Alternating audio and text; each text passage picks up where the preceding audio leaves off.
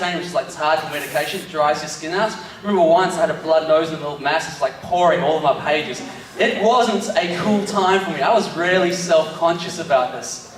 But you know, having acne was bad, but I was still like, no, it's alright.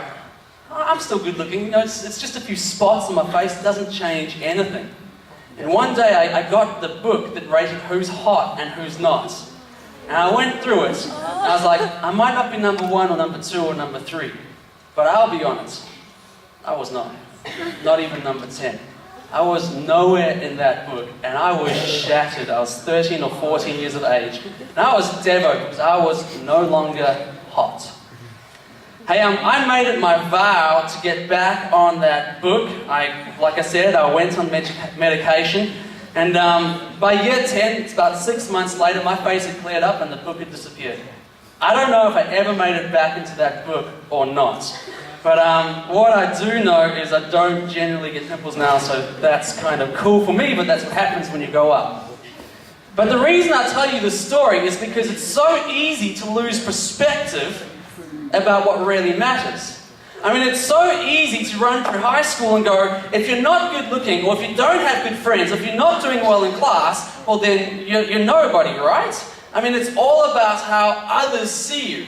It's so easy to go, well, I am good at soccer, or I am good at maths, and so you say that my value comes from how others see me, or my value comes from what I am good at, and then what happens when that gets taken away from you? What happens when the stuff you put your faith in suddenly gets rocked and changes and you break out in acne? What happens, I don't know if it was, but if you're in an accident, you lose your legs. If your faith is in what you can do or how others see you, everything comes absolutely crumbling down. Now, one thing I've learnt growing up is that it doesn't matter what obstacles face you, what challenges are before you. Every single person has challenges in their life. It doesn't matter what they are. What really matters is how you overcome your obstacles. Growing up, I lost perspective on what was really important. And there's a video clip which I found 2 weeks ago, and it's now been on TV quite a bit, of a guy who's been fighting or doing whatever it takes to get even. We basically say, this is who I am, this is how I want to be seen, and if that's not working out, I can take care of it myself. Now, that guy took care of it himself and he still got kicked off the show, I'm pretty sure of that. But one thing I've become increasingly aware of as I've been getting older is that a number of things have happened in my life. And at the end of the day, what's really in control, and the only person that can control all the circumstances of my life, is God. Now you guys might be like a little weirded out by that, like how do you know that God's actually in control of that? And how do you know that God's actually working things out to the best for you?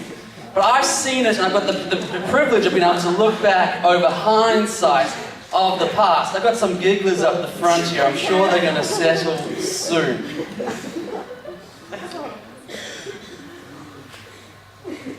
The problem with making a statement like, I know God's in control of my life, is that in order for God to be in control of my life, I have to let God in on my decision making. It begins as leadership by fighting and winning a few small battles, and then by crossing this mighty river that lay before them.